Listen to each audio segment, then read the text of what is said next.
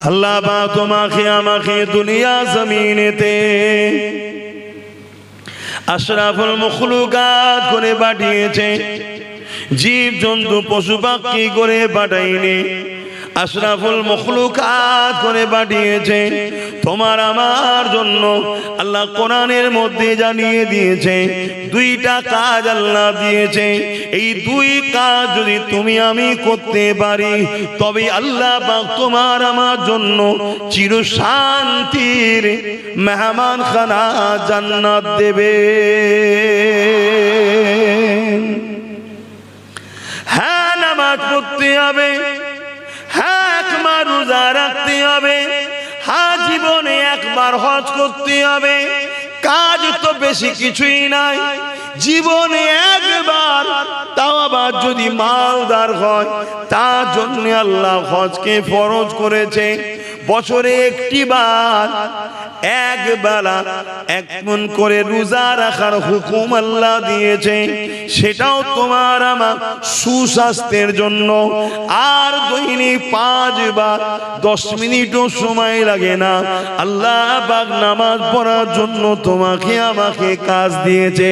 এছাড়া কি আর কোনো কাজ তোমার আমার নাই? হ্যাঁ রয়েছে। কি কাজ? ওই কাজটা দেখাবেন বলি তো আল্লাহ তোমার আমার জন্য গাইড বুক হিসাবে কোরআন শরীফকে পাঠিয়েছে, আর মুহাম্মদ রাসূলুল্লাহকে ওই কোরআনের বাস্তব করেছে। আম্মা জান হযরত আয়েশা সিদ্দিকা রাদিয়াল্লাহু তাআলা আনহা বলেন, কানা খুলুকুল্লাহুল কোরআন, আমার নবী পাকের লাইফ স্টাইলটাই হলো কোরআন।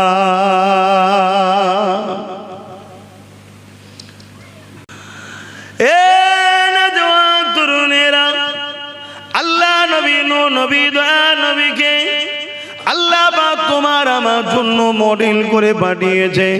মনে রাখবেন, দুনিয়া আমাদের জন্য চিরস্থায়ী নয়, একদিন তোমার আমার ডাক আসবে, আল্লাহর হাওয়ালায় চলে যেতে হবে। কুল্লু নাফসিন যায়িকাতুল মউত, প্রতিটা নাফসকে মৃত্যুর স্বাদ অবশ্যই চাখতে হবে। এই দুনিয়া তো শুধুমাত্র তোমার আমার জন্য আল্লাহ পাকের পক্ষ থেকে একটা পরীক্ষার জায়গা। বান্দা, হাত দিলাম আমি, চোখ দিলাম আমি, কান দিলাম আমি, পা দিলাম আমি, আমি আল্লাহ তোদেরকে কত সুন্দর করে বানালাম, জবানে কথা দিলাম। বান্দা, ক্ষুধা লাগলে খাবার জন্য হাজারো রকম হালাল খাদ্য দিলাম।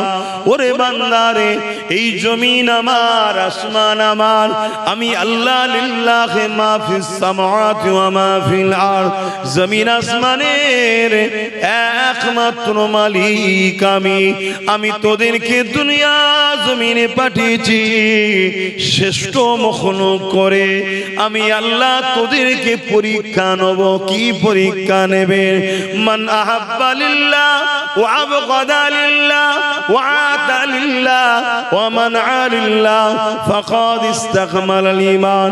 ভালোবাসবি আমার জন্য, দুশমনি করবি আমার জন্য, আত্মীয়তা করবি আমার জন্য, বিচ্ছেদ হবি আমার জন্য, আমি আল্লাহ আমার জন্য তোরা এটা করবি, তাহলে আমি আল্লাহ আমার জন্য যে হয়ে যাবে আমি আল্লাহ তার হয়ে যাব। এ তো পরীক্ষার জায়গা এটা। এবং মোমেন যারা হবে, অর্থাৎ আল্লাহর প্রেমিক, নবীর প্রেমিক যারা, তাদের জন্য দুনিয়াটা জেলখানা, কষ্টের জায়গা। জেলখানা বোঝাতে কষ্টের জায়গা। এখানে আপনি অনেক কষ্টের মধ্যে থাকবেন।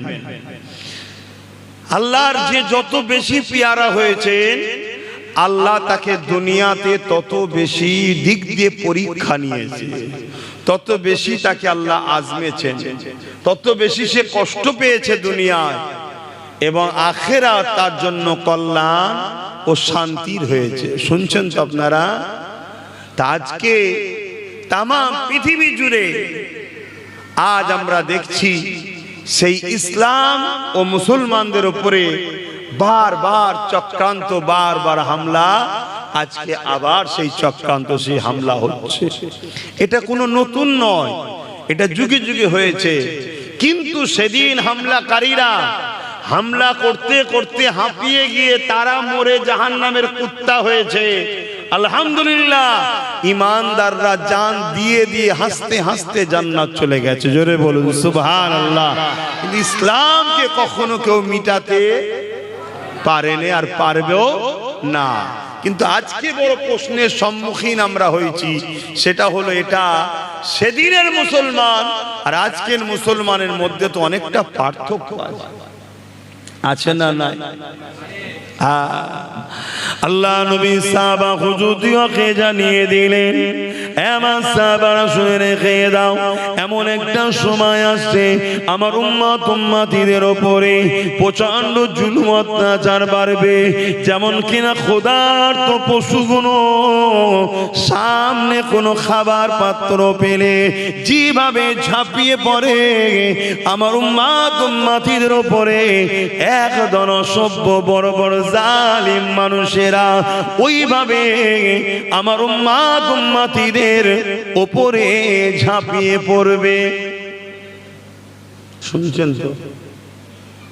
আপনি কখনো ভাবছেন এই কথাটা শুনে ১৫০০ বছর আগে রাসূল যা বলেছে আজকে ঘটছে কি? আজকে আমাদের উপর ঝাঁপিয়ে পড়ছে না? পড়েনি?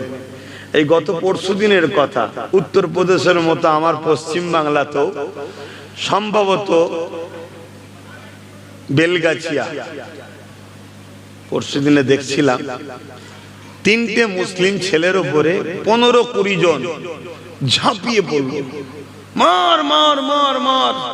মানে ক্ষুধার্ত পশুগুলো খাবার থালিতে যেভাবে ঝাঁপিয়ে পড়ে, ছিঁড়াছিঁড়ি খাওয়া খাওয়ি। রাসূল এটা বুঝাতে চেয়েছে যে আমার উম্মতদের উপরে এইভাবে ঝাঁপিয়ে পড়বে। আমরা চারিদিকে সোশ্যাল মিডিয়ায় দেখছি না? দেখিনি? বলুন একটু। হ্যাঁ কি না? সারা দিতে হবে। এটা তো ঈদগাহ, কবরস্থান তো নয়। ঈদগায় বসে আছি যখন, মোর্দা তো আপনারা নয়। একটু কথা বলতে হবে, না হয়তো ভালো লাগবে কি করে? একটু তো আদান বিনিময় করতে হবে। আমরা চারিদিকে দেখছি, তাবরেজ থেকে শুরু করে, সানাউল থেকে শুরু করে, হাফেজ জুনায়েদ থেকে শুরু করে, চারিদিকে আমাদের হাওড়া জেলার আনিস খান থেকে শুরু করে, ওদিকে ঢোলা আবু সিদ্দিক থেকে শুরু করে, এদিকে চারিদিকে সব আমরা দেখছি কি। এবং গত পরশুদিন কি দেখলাম? ১৫-২০ জন মিলে ৩টে মুসলিম যুবকের উপরে ঝাঁপিয়ে পড়লো। বেঁচে আছে কি জানি না, তবে তাদের চেহারা যখন দেখছিলাম, দেখে দেখার মতো উপায় নেই, একেবারে পুরো রক্তাক্ত হয়ে রয়েছে। রাসূলের কথা কিভাবে মিলছে দেখছেন। সাহাবা হুজুররা জিজ্ঞাসা করলেন, ইয়া রাসূলুল্লাহ, হাবিবাল্লাহ, এই রকম হামলা হবে কেন? ইয়া রাসূলুল্লাহ, হাবিবাল্লাহ, তাদের কি সংখ্যা কম হবে? আমাদের ভাইরা কি কম সংখ্যা হয়ে যাবে? অর্থাৎ মুসলমানদের সংখ্যা কি কমে যাবে? আল্লাহ নবী বললেন, না বাবা সাহাবারা, সংখ্যা কমের জন্য নয়, কেননা কোনো দিনের জন্য আমরা সংখ্যাকে মাইনে রাখিনি। আমরা যখনই জিতেছি প্রত্যেকবারে আমাদের সংখ্যা কিন্তু কম ছিল। বদরের জমিনে আমরা জিতেছি, আমাদের সংখ্যা কম ছিল। উহুদের ময়দানেও জিতেছি, সংখ্যা কম ছিল। খাইবারের জমিনেও জিতেছি, সংখ্যা কম ছিল। রোমের বিরুদ্ধে মোতার একটা যুদ্ধ হয়েছিল, রোমানরা ছিল ২ লক্ষ, আমরা ছিলাম মাত্র ৩,০০০। ২ লক্ষের মোকাবেলায় ৩,০০০ কিছুই নয়, কিন্তু ৩,০০০ আমরাই বিজয় পেয়েছিলাম। এ যুবকেরা, তরুণেরা, বাপেরা, ইতিহাস সাক্ষী দিতে লেগেছে। হযরতে সালাউদ্দিন আইবির নেতৃত্বে এমন করে মসজিদে আকসাকে উদ্ধার করতে গিয়েছিল। মসজিদে আকসাকে জোর করে সেলিবিয়ারা দখল করে নিয়েছিল। আজ যেমন জোর করে ইহুদি সন্ত্রাসীরা দখল করতে চাইছে, ওটা হলো ইসলামের প্রথম কেবলা। আমাদের প্রথম কিবলা মসজিদে আকসা। আর এই মসজিদে আকসার একটা বরকত আছে। সেই বরকতটা হলো এটা, মসজিদে আকসা যার দখলে থাকে দুনিয়া তার দখলে থাকে। বলুন সুবহানাল্লাহ। তাই মসজিদে আকসাকে সবাই দখল করার চেষ্টা করে, কিন্তু সম্পদটা কাদের? ঈমানদার মুমিন মুসলমান আমাদের। কিন্তু বারবার দখল করেছে, অনেকবার দখল হয়েছে, জালিমরা অনেকবার আমাদের থেকে কেড়ে নিয়েছে। আর যখনই কেড়েছিল তখন কিন্তু আমাদের সংখ্যা বেশি ছিল। আশ্চর্যের বিষয় এটা, যখন আমাদের থেকে জালিমরা কেড়ে নিয়েছে, শুনছেন তো সবাই, তখন কিন্তু আমাদের সংখ্যা বেশি ছিল, কিন্তু আমরা ছিলাম তখন বদমাইশ, গান নাচ দুনিয়াদারিতে জড়িয়ে গেছিলাম। আর যখন কেড়ে নেয় আমাদের থেকে, নিবার পরে যখন আমাদের ভুল ভেঙেছে, আমাদেরকে গণহত্যা করে কমিয়ে দিয়েছে, যে কটা ছিল তওবা করে সলিড হয়েছে, তারা আল্লাহর কাছে সাহায্য চেয়েছে, আল্লাহ তাদের জন্য উপযুক্ত ঈমানদার নেতা লিডার পাঠিয়েছে। অল্প সংখ্যা নিয়ে সেই নেতার লিডারের নেতৃত্বে আবার মসজিদে আকসাকে আল্লাহ আমাদের হাতে বারবার ফিরিয়েছে। জোরে বলুন সুবহানাল্লাহ। একবার হযরতে নূহ বিন ইউসা হুজুরের নেতৃত্বে 313 জন, যেমন বদরের ঘটনা, 313 জন ওই নবীর নেতৃত্বে মসজিদে আকসা একবার বিজয় হয়েছিল। জোরে বলুন সুবহানাল্লাহ। তাহলে যখন আমরা বেশি ছিলাম তখন কিন্তু আমরা পরাজিত। তার মানে কি, আমাদের মধ্যে চিটে অনেক ঢুকে গেছে। নামে মুসলমান, নামে তালপুকুর ঘটি, নামে মুসলমান, ইসলামের কোনো কালচারই নাই। এখন আমাদের মুসলমানদের মধ্যে অনেক বুদ্ধিজীবী মুসলমান আছে, আবার এত বুদ্ধি মেরেছে, এত বুদ্ধি আল্লাহ দিয়েছে, ও বুদ্ধির চোটে মুশরিক হয়ে যাচ্ছে। হুঁশি না, মুশরিক বোঝেন তো? হ্যাঁ, মুশরিকও বোঝেন না, তাহলে কি হবে আমার সমাজে? যারা আল্লাহর সঙ্গে শরীক করে ফেলছে। আল্লাহর সঙ্গে শরীক করাকে মুশরিক বলা হয়। শিরকের গুনাহ আল্লাহ কখনো মাফ, সবথেকে বড় গুনাহ হলো শিরক করা। স্রষ্টা আমাদের কজন? কথা বলছেন না তো? একজন। কিন্তু কিছু বুদ্ধিজীবী আছে, স্রষ্টাকে ডাইরেক্ট শিরক না করলেও স্রষ্টার জায়গাতে দুনিয়ার নেতাদের ঘরে বসিয়ে দিচ্ছে। এই বুদ্ধিজীবীরা, এদের হুঁশি নাই, এরা নিজেদের পায়ে কুরুল নিজেরাই মারছে। তো যাক, 313 জনের দ্বারা বিজয় হয়েছে। হযরতে সালাউদ্দিন আইবির নেতৃত্ব মসজিদে আকসা একবার বিজয় হয়েছে। হযরতে ফারুক আজম যখন খলিফা হয়েছিলেন তখনও মসজিদে আকসা আবার একবার বিজয় হয়েছে। জোরে বলুন সুবহানাল্লাহ। যখনই আমরা বুরাই দিকে চলে গেছি, যখনই আমরা দুনিয়াদার হয়ে গেছি, যখনই আমরা আল্লাহকে ভুলে গেছি, যখনই আমরা কিতাবকে ভুলে গেছি, যখনই আমরা আল্লাহর পাঠানো নবী রাসূলদেরকে ভুলে গেছি, তখনই আল্লাহ আমাদের উপরে জালিম শাসককে বসিয়ে দিয়েছে। সেই জালিম শাসক আমাদের ঐতিহ্যগুলোকে নিয়ে নিয়েছে, আমাদের ঐতিহ্যগুলোকে মিটিয়ে দিয়েছে, আমাদের মা পিটিদের ইজ্জত লুণ্ঠন হয়েছে, আমাদেরকে কতলে আম ভাবে খুন করা হয়েছে। যখনই আবার আমরা ভুলে গিয়ে তওবা করে দুনিয়াদারি থেকে মুখ ঘুরিয়ে নিয়ে আল্লাহর দিকে ফিরে এসেছি, আসমানি কিতাবের দিকে ফিরে এসেছি, নবী রাসূলদের অনুসরণ করে চলেছি, আবার আল্লাহ আমাদেরকে বিজয় দিবার জন্য উপযুক্ত লিডার পাঠিয়ে দিয়েছে। ওই লিডারের বরকতে আল্লাহ অল্প সংখ্যক থাকার পরও আল্লাহ আমাদেরকে পৃথিবীর বুকে আবার বিজয় দান করে দিয়েছে।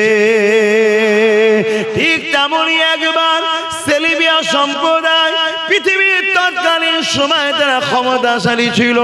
তারা মসজিদে আকসাকে আমাদের হাত থেকে কেড়ে নিয়েছিল, মসজিদে আকসার আযানকে বন্ধ করে দিয়েছিল, নামাজ ইকামতকে বন্ধ করে দিয়েছিল।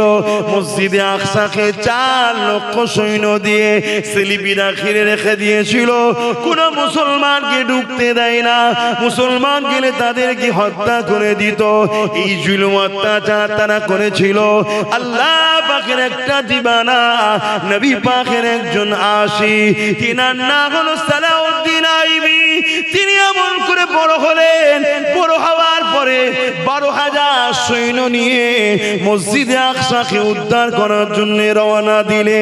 এই যুবকেরা মসজিদে আকসার কাছাকাছি গিয়ে এমন একটা জায়গাতে তাবু তৈরি করলে, ওই তাবুতে তিনি রাত কাটাতে লাগলে। গোপনে একজনকে ছদ্মবেশে পাঠিয়ে দিলে, যান গিয়ে দেখে আসে সেলিবিয়ারা কি পরিস্থিতিতে রয়েছে। এমন করে সালাউদ্দিন আইবি সৈন্য পৌঁছে গেল। সেই গোপন খবর নিবার জন্য গোয়েন্দা পৌঁছে গেল। সে এসে রিপোর্ট দিতে লাগলো, আমাদের সুলতান সালাউদ্দিন আইবি আমাদের মাত্র 12,000 সৈন্য রয়েছে, আর মসজিদে আকসাকে ঘিরে রেখেছে 1-2 নয়, 4 লক্ষ সৈন্য, এবং সবাই তরোয়ালকে নিয়ামের মধ্যে রাখেন। তরোয়ালকে তারা বার করে রেডি হয়ে আছে। শুনছেন তো? আমরা হলে এই জায়গায় কি করতাম? একদম বুকে হাত দিয়ে বল, দরকার নেই বাবা, বউ ছেলে ভুলে আছে, কাজ কারবার আছে, দরকার নেই। এই যে দরকার নেই, ভয় খাচ্ছি, এই কারণটা তারাও তো মানুষ, তারা তো অন্যায়কে ভয় করে না, আমরা অন্যায়কে ভয় করি কেন? আমার কথাই বাপ বেজার হলে হবে না, দিনটাকে তো জানতে হবে নাকি? কেন আল্লাহ নবী বলেছেন আখরি জামানায় মসজিদ ভর্তি লোক থাকবে, মসজিদ ভর্তি লোক থাকবে। মসজিদে লোক থাকে কি করতে? নামাজ পড়তে। মসজিদ ভর্তি নামাজি থাকবে, লোক থাকবে, একটাও ইমানদার থাকবে না। বেঈমানের নামাজ পড়ে লাভ আছে? একটু হাঁকি না বলেন না। তাহলে রসুল বললেন আখরি জামানায় মসজিদ ভর্তি লোক থাকবে, একটাও ইমানদার কেন? বুঝতে হবে তো। অপর হাদিসে রসুল বললেন অন্যায় দেখলে হাত দিয়ে রোকো। মন দিয়ে শুনবেন, অন্যায় দেখলে হাত দিয়ে রোকো। যদি হাত দিয়ে রুখতে না পারো, অন্যায়কে মুখ দিয়ে প্রতিবাদ করো, অন্যায়ের বিরুদ্ধে মুখ খরচ করো, মুখ দিয়ে প্রতিবাদ করো। যদি মুখ দিয়েও প্রতিবাদ করতে না পারো, অন্যায়কে ঘৃণা করো। যদি এই তিনটের মধ্যে কোনোটা না থাকে, তার মধ্যে ঈমান। জোরে বলো।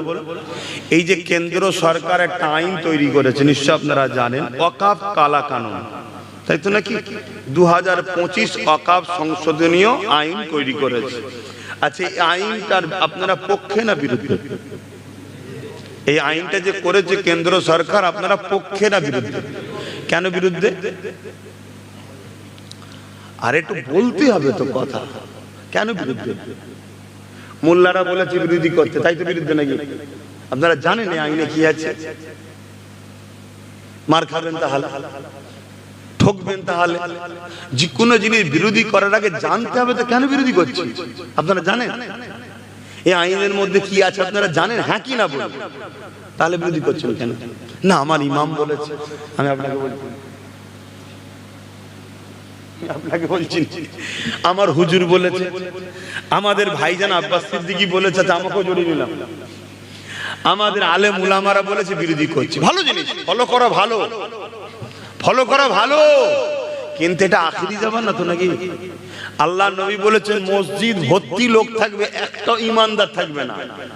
আল্লাহ নবী বলেছেন আখিরি জামানায় আসমানের নিচে জমিনের উপরে সবথেকে নিকৃষ্ট হবে আলেমরা। এই শুনছেন আমি কি হজ করছি? শুনছেন তো নাকি? এই দাড়িওয়ালা প্যান্ট, এই দাড়ি ছাড়া প্যান্ট শার্ট পরার কথা আল্লাহ নবী বলেন, তারা ভুল, খারাপ, নিকৃষ্ট, বদমাইশ, ঠিকই কথা, কিন্তু সবথেকে নিকৃষ্ট হবে একদল, বলুন, আলেম।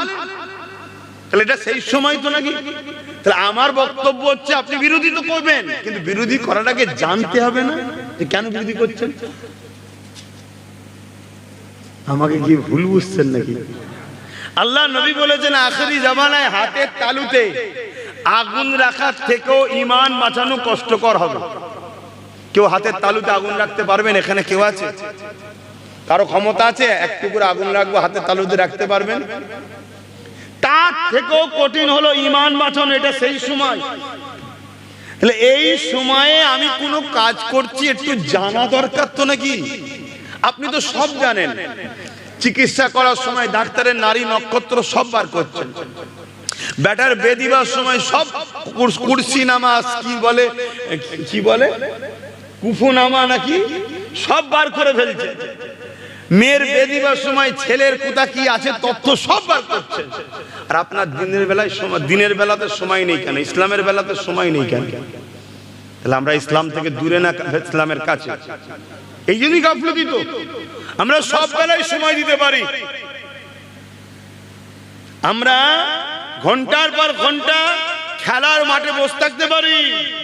কখন একটা গোল হবে হাঁ করে বসে আছি, একটা গোল কখন হবে এখানেও আমাদের সময় আছে। কিন্তু এই আইনটা কেন হয়েছে, কি ব্যাপার, কি করছেন বাপ ভাই? না জ্বালাবেন না, আউট ওইদিকে জ্বালান, ওইখানে তো শুরু করেন, যাও যাও ওইদিকে। আমার ধোঁয়াতে অ্যালার্জি আছে, আমার হাওয়া ঠিক আছে, খুব সুন্দর হাওয়া চলছে, খুব ভালো জায়গা। হ্যাঁ ওইদিকে দেন, ধোঁয়া ওইদিকে যান।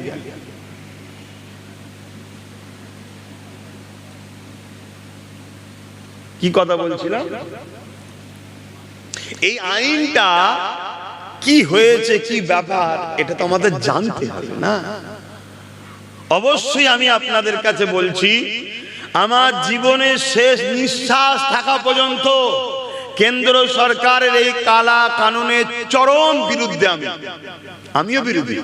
শুনছেন তো নাকি? কিন্তু জানতে হবে কেন বিরোধী করছি। আসেন, সময় থাকলে আমি বলবো, আর সময় না থাকলে আপনারা জেনে নেবেন। এখন আমি বলতে চাইছি এতটুকু, শুধু একটা পয়েন্ট শুধু এই কানুনের মধ্যে জানাবো, জানিয়ে আমি অন্যদিকে যাব। প্রথম কথা হচ্ছে, কেন্দ্র সরকার যে থেকে বসেছে সে থেকেই দেশের সংবিধান এবং দেশের গরিব মানুষগুলোকে শেষ করে দিচ্ছে। এবারে আপনি বলেন মুসলমানকে শেষ করছে, গরিব তো মুসলমান গরিব বলি তো শেষ হচ্ছে রে বাবা। কিন্তু মুসলমানের মধ্যে একটা দুটো ধনী আছে না, না? সেগুলোকে কিন্তু কেন্দ্র সরকারের লোকেরা শেষ করে না, সেগুলোকে জামাই বানাচ্ছে। আপনারা জানেন তো নাকি? জানেন না? হাই দেখেন, আরে একটু হ্যাঁ কি না বলবেন তো নাকি? অনেক মুসলিম আছে, তাদের সব দুলাভাই হয়, তাদের সব মেয়েদের সঙ্গে বিয়ে দিচ্ছে। কেন দিচ্ছে? তারা গরিব নয়, তারা বিশাল পয়সা। তাহলে কেন্দ্র সরকার মূলত গরিবদের দুশ্মন। আর আমরা মুসলমান 100-র মধ্যে 99টা গরিব, তাই আমরা বেশি মরছি। অন্য সম্প্রদায়েরও গরিবরা মরছে, বাপ, অস্বীকার করা যাবে না। কথা বুঝে আসছে তো? যাক, এই কেন্দ্র সরকার একটার পর একটা দেশের সম্পদকে বিক্রি করছে। এই ওয়াকাফের যে আইনটা তৈরি করেছে, মূলত এই সরকারের লক্ষ্য হচ্ছে ইসলামের যে সম্পদগুলো আছে এদেশে, ওই সম্পদগুলোর নিশানাগুলোকে মিটানো, ইসলামের পেহচানগুলোকে মিটানো, ইসলামের স্মৃতি রাখবে না, এবং সেই সম্পদগুলোর প্রচুর ভ্যালু, প্রচুর দাম, সেইগুলো বড় বড় পুঁজিপতিদের ঘরে বিক্রি করে দিয়ে ওই টাকাটাকে লুটতে চাইছে। সারাংশ বলছি বাবা। তাহলে এই কাজটা কেন্দ্র সরকার নাই করছে না অন্যায় করছে? একটু জোরে বলে। ইসলাম বলছে এই অন্যায়টার বিরুদ্ধে বা কোনো অন্যায়ের বিরুদ্ধে প্রথম নম্বর কি? হাত দিয়ে রুখতে হবে। ভাই, আমাদের হাতে ক্ষমতা আছে কেন্দ্র সরকারকে রুখার? কথা বলেন না, কেন? আমরা হাতে ক্ষমতা তো রাখিনি। আমরা হাতে ক্ষমতা দিয়েছি কাকে? যিনি আজকে বলছে রাজ্যে আন্দোলন করলে আমি তোমাদের দুশ্মন হব। শুনছেন তো নাকি? তার মানে কি, একটা রাজশক্তির বিরুদ্ধে লড়তে গেলে আর একটা রাজ ক্ষমতা থাকলে লড়া যায়, তাই তো নাকি? তা আমাদের হাতে নেই। তাহলে দ্বিতীয় নম্বর ক্ষমতা কি? মুখ দিয়ে প্রতিবাদ করো। তাহলে মুখ দিয়ে প্রতিবাদ করার দরকার আছে না নাই? জোরে বলুন। যদি এই কালা কানুনের বিরুদ্ধে কোন মুসলমান প্রতিবাদ না করে, রাসূলুল্লাহর হাদিস অনুযায়ী তার মধ্যে ঈমান, জোরে বলুন, নবী যে বললো যে মসজিদ ভর্তি লোক থাকবে, ঈমান থাকবে না, কারণগুলো বুঝে আসছে। আমি নামাজ পড়ছি তো, আমি তো রোজা রাখছি, আমি তো হজ করছি, আমার সাধারণ মানুষ, আমি খেটে খুঁটে খাই, আমার কি দরকার ওই কেন্দ্র সরকারের বিরোধী করার? এই মেন্টালিটি লাখো কোটি মুসলমানের আছে না নাই? রাসূলুল্লাহর হাদিস অনুযায়ী মসজিদে যে ঈমানদার থাকবে না, কারণটা মাথায় ঢুকছে কেন? অন্যায়ের প্রতিবাদ যদি না করা হয় ঈমান থাকবে না। আমি গল্প বলছি না আপনাদের পারে, হুজুরের হাদিস বলছি। এবারে কেউ বলতে পারে আমার তো প্রতিবাদ করার ক্ষমতাও নাই। প্রতিবাদ যদি করার ক্ষমতা না থাকে, এই আইনকে যদি তুমি ঘৃণা করো, তাহলে যে প্রতিবাদ করবে তার হাত দেওয়ার দরকার আছে না? না, সেখানেও তোমার সময় নেই।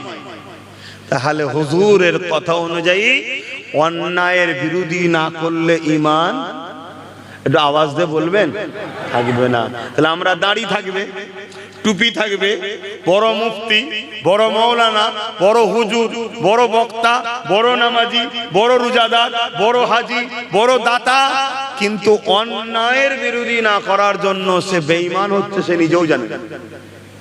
এ কথা মাথায় ঢুকছে? তাই আজকে সজাগ করছি, সজাগ করছি। এটা যেমন অন্যায়। দ্বিতীয় নম্বর কথা, এই কালা কানুনকে আপনি প্রতিবাদ করবেন, প্রতিবাদ করতে গেলে রাজ্য সরকার আপনার বিরুদ্ধে হয়ে যাচ্ছে। এ হচ্ছে না? তাহলে রাজ্য সরকার এই কালা কানুনের পক্ষে না বিরুদ্ধে? একটু বলবেন না ভাই? হক কথা বলতে হবে। হক কথা না বললে কিয়ামত দিন বুবা শয়তান করে আল্লাহ তুলবে। কথা বলো। রাজ্য সরকার, কেন্দ্র সরকারের এই কালা কানুনের পক্ষে না বিপক্ষে? যদি বিপক্ষে হতো তাহলে স্বাভাবিক তিনিও আন্দোলন করতেন আর বলতেন আন্দোলন করো, আমি তোমাদের সাথে আছি, তাই তো নাকি? উপরন্তু তিনি কি বলছেন? তোমরা যদি আন্দোলন করো, গুলোগুলি করো, তাহলে সব থেকে বেশি দুশ্মন হব আমি তার। তাহলে এই জালিম অত্যাচারী সরকারেরও এই কথাটার বিরোধী করার দরকার আছে না? না, এরও যদি বিরোধী না করা হয় তাহলে ঈমান। কথা বলতে হবে বাপ, কথা বলতে হবে। তো সরকার 15 বছর, 20 বছর, 30 বছর, তোমার জিন্দেগি 40, 50, 60 বছর, তারপরে মরতে সব বেটাকে হবে, আমাকেও হবে, তোমাকেও হবে।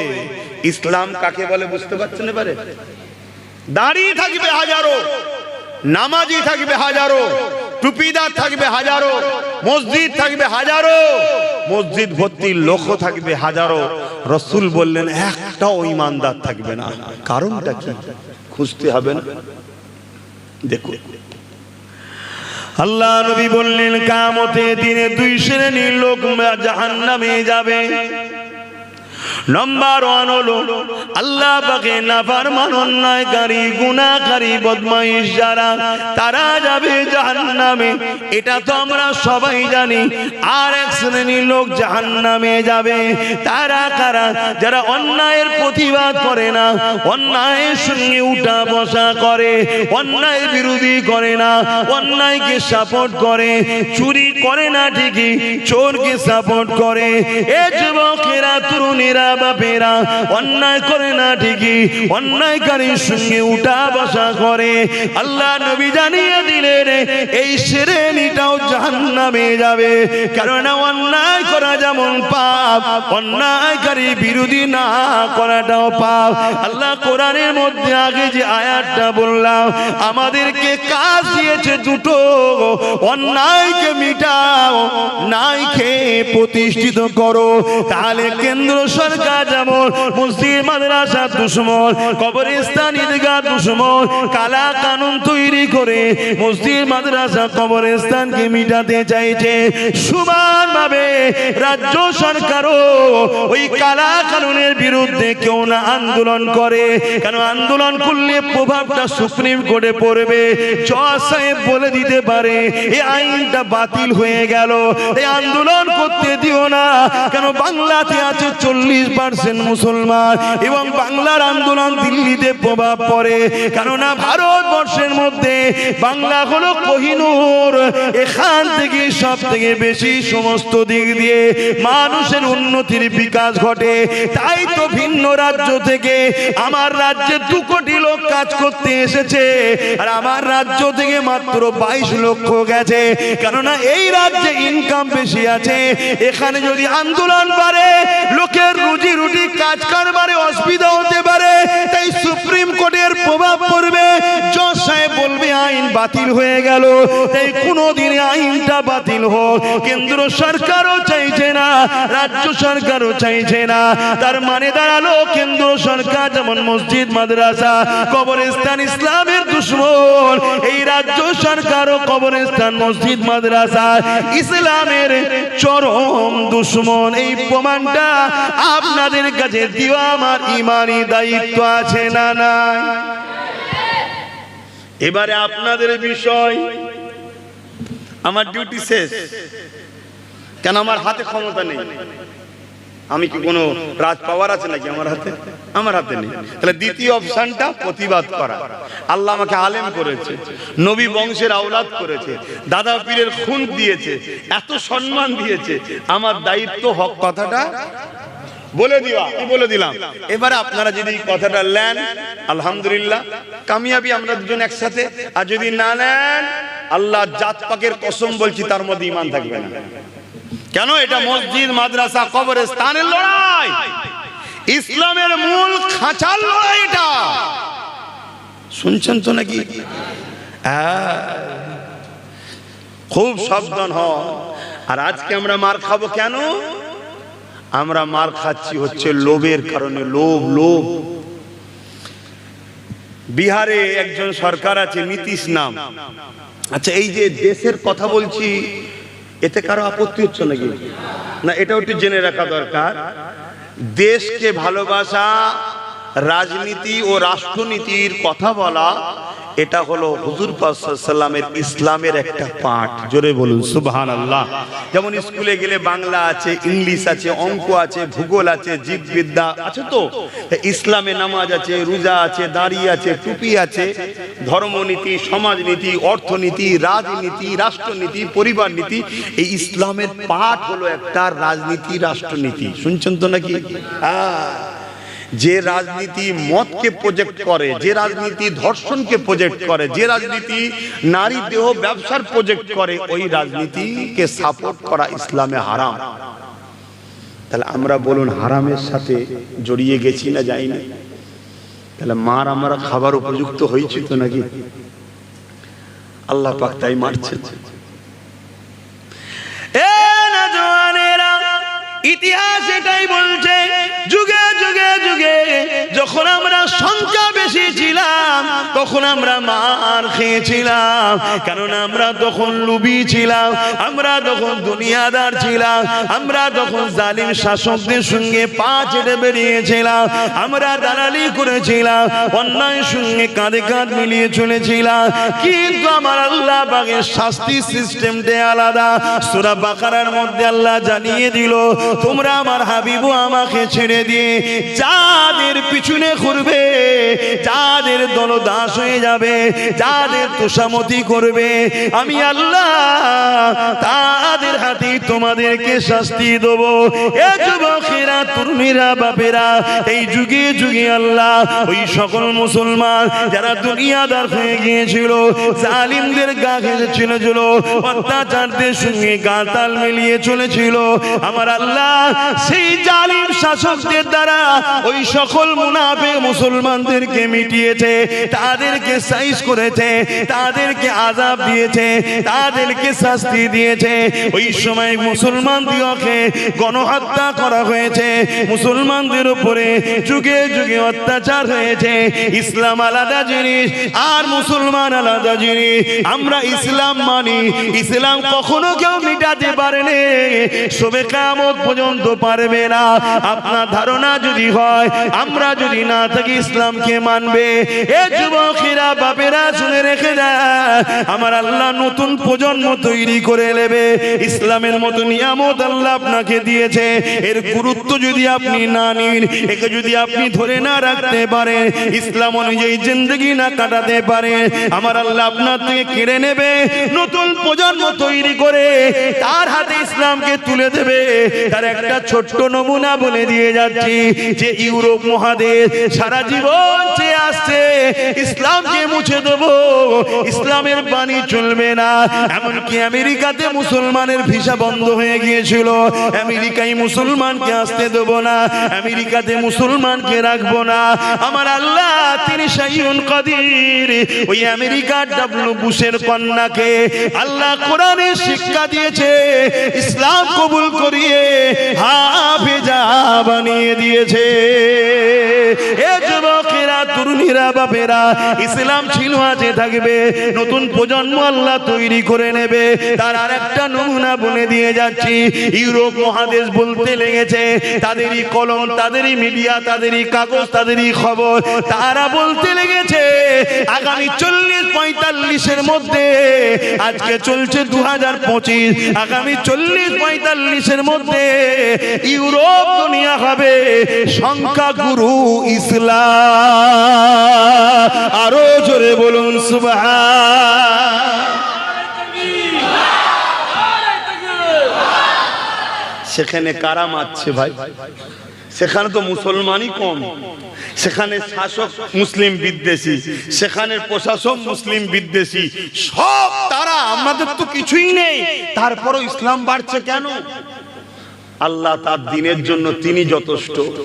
তাদের ঘরের যুবক যুবতীরা ইসলামের রিসার্চ করছে, হযরত মুহাম্মদ রাসূলকে নিয়ে রিসার্চ করছে, তারা পড়ছে, পড়ে দেখছে আরে ইসলামের বিরোধীরাই মূলত সন্ত্রাস, তাই দলে দলে তারা ইসলাম কবুল করছে। জোরে বলুন সুবহানাল্লাহ। মনে রাখবেন, আতর যত লাড়া হয় তত খুশবু মানুষের নাকে পৌঁছায়। ইসলাম এমন একটা খুশবু, নবী এমন একটা জ্যোতি, এমন একটা আলো, যত মা রাসূলের পিছনে লেগেছে, যত ইসলামের বিরুদ্ধে লেগেছে, যেখানে যেখানে লেগেছে সেখানে সেখানে ইসলামের বাতি তত বেশি জ্বলেছে। জোরে বলুন সুবহানাল্লাহ। আজ আমার ভারতবর্ষ জুড়ে টিভি থেকে শুরু করে বিভিন্ন জায়গায় আল্লাহ নিয়ে, রাসূল নিয়ে, ইসলাম নিয়ে, কালেমা নিয়ে নানা রকম সমস্যা হচ্ছে, নানা রকম ভাবে চলছে। এখানেও দেখুন শাসক কিন্তু ইসলাম বিরোধী, এমনকি সব দপ্তরেই বসে আছে দেখুন ইসলামের বিরুদ্ধে। তারপরও আমি আপনাকে বলে যাচ্ছি, এখানে আমরা তো কাউকে জোর করে কিছু করছি না, আমাদের উপরেই জুলুম হচ্ছে। আমি আপনাকে চ্যালেঞ্জ দিয়ে যাচ্ছি, ইসলাম ছিল, আছে, থাকবে, কিন্তু তোমার আমার ইমানের দুর্বলতার জন্য, তোমার আমার লোভ লালসার জন্য, তোমার আমার অত্যাচারী শাসকের পা চাটার জন্য, তোমার আমার অত্যাচারী শাসকদের গুণ গাওয়ার জন্য আল্লাহ তাদের হাতে তোমাকে আমাকে মিটাবে। কিন্তু ইসলামের জন্য এই ভারতবর্ষ থেকে আল্লাহ নতুন প্রজন্ম তৈরি করে দেবে। জোরে বলুন সুবহানাল্লাহ। তার একটা ছোট্ট নমুনা বলে যাচ্ছে, এ বাপ জানেরা, এরপরও বলে যাচ্ছি, ভুল মানুষ মাত্রই হতে পারে, তওবা করে নাও, পরিবর্তন হয়ে যাও, আল্লাহর কাছে সিজদায় পড়ে গিয়ে চোখের পানি ফেলে কাঁদো, আল্লাহকে বলো আল্লাহ অন্যায় করে ফেলেছি, আল্লাহ আল্লাহ ভুল করে ফেলেছি, আল্লাহ ক্ষমা আমাকে করে দিন, আল্লাহ আর কোন জালিমের জুলুমকে সহ্য করব না, কোন জালিমের তাবুদি শক্তির দালালি করব না, কোন অন্যায় কাজে মাথা নত করব না। মনে রাখবেন আমার আল্লাহ পাক বড় দয়ালু, তওবাকারীকে মাফ করে দেয়। সংখ্যার দিকে তাকাবেন না, অস্ত্রের দিকে তাকাবেন না, বোম বন্দুকের দিকে তাকাবেন না, কারণ আমরা যখনই বিজয় হয়েছে সংখ্যা দিয়ে বিজয় হয়নি, বোম বন্দুক আমাদের ছিল না, জালিমদেরই ছিল। আমরা যতবার বিজয় হয়েছি একটা একটা পাওয়ার দিয়ে বিজয় হয়েছি, ওই পাওয়ারটা হলো সিনার পাওয়ার, অর্থাৎ ইমানি শক্তি। অর্থাৎ এই সিনার মধ্যে ভয় শুধু আল্লাহ থাকবে, আর এই সিনার মধ্যে আল্লাহ নবীর প্রেম ও আদব থাকবে। অর্থাৎ আমাদের নেতা একজন মুহাম্মদ রাসূলুল্লাহ।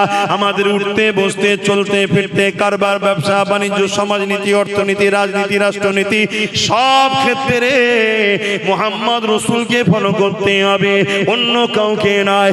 ইসলামী রাষ্ট্রে কিভাবে জীবন যাপন করবেন ওটাও আমার নবী শিখিয়েছে। সর্বধর্মের মানুষ যেখানে বসবাস করে ওখানে কিভাবে জীবন যাপন করবে ওটাও আমার নবী শিখিয়েছে। আমার নবীকে মডেল হিসাবে মেনে নিয়ে আমার নবীকে ফলো করো। আল্লাহ কোরআনে তো এটাই জানিয়েছে, মাতা খমর রসুল ফাখুযুহু ওয়া মা নাহাকুম আনহু ফান্তাহু। আমার নবী যা আদেশ করছে মেনে নাও, আমার নবী যা নিষেধ করছে ছেড়ে দাও। কোরআনে আরেক জায়গায় আল্লাহ পাক জানাচ্ছে, লাকাদ কানা লাকুম ফি রাসূলিল্লাহি উসওয়াতুন হাসানা। এই দুনিয়ার মানুষেরা তোমাদের জন্য আমি আমার রাসূলকে মডেল করে পাঠিয়েছি। তোমরা যদি কল্যাণ চাও সবথেকে উত্তম মডেল হলো রাসূলুল্লাহ। তোমাদের নিঃশ্বাস টানা ফেলাতে রাসূলকে ফলো করো। এ নওজোয়ান তরুণেরা তাই বলে দিয়ে যায় পরিবর্তন হয়, পরিবর্তন যদি না হয় তাহলে কিভাবে ধ্বংস হবে শুনে রেখে যায়। হতভাগা আকবর রাজ ক্ষমতার জোরে কোরআনের বিরুদ্ধে দ্বীনে ইলাহি তৈরি করেছিল। আমার ভারতবর্ষের মুঘলে আজম ছিল আকবর। নাম শুনেছেন তো নাকি? একটু বলেন না, নাম শুনেছেন? কোরআনকে মিটাবে বলে একটা কিতাব লিখেছিল, কিতাবটার নাম হলো দ্বীনে ইলাহি। কে লিখেছিল? প্যান্ট শার্ট পরা দাড়ি চাচাগুলো। আমার কথা বলবেন না, লজ্জা লাগছে? আলেম বলতে কষ্ট হচ্ছে? আল্লাহ নবী বলেছে আলেম দুই ধরনের, একটা খায়রুল উলামা, একটা শাররুল উলামা। খায়রুল উলামা কারা? ভালো উলামা কারা? যারা মুখ খুলবে আল্লাহ ও রাসূলের জন্য। জোরে বলুন সুবহানাল্লাহ। যারা মুখ খুলবে দুনিয়ার কাউকে ভয় করে না, আল্লাহ ও রাসূলের জন্য মুখ খুলবে। আর হক উলামাদের নমুনা হলো যুগে যুগে যুগে যুগে যুগে হক উলামাদের সঙ্গে জালিম রাজাদের লড়াই হয়েছে। শুনছেন তো নাকি? ইতিহাস বলছে, ইতিহাস ইতিহাস উঠান। প্রত্যেকটা সময়েতেই হক উলামাদের নমুনা হলো সময়ের জালিম শাসক তার বিরুদ্ধে থাকবে। অতএব জালিম শাসকের সঙ্গে যদি পক্ষপাতিত্ব চলে তাহলে বুঝে নিতে হবে উলামা হক নয়। শুনছেন তো নাকি? আর ওয়াজ করবো না, থাকবে আব্বাজানেরা? কেন আমি আরো ওয়াজ করলে আরো কিছু খুলে ফেলবো।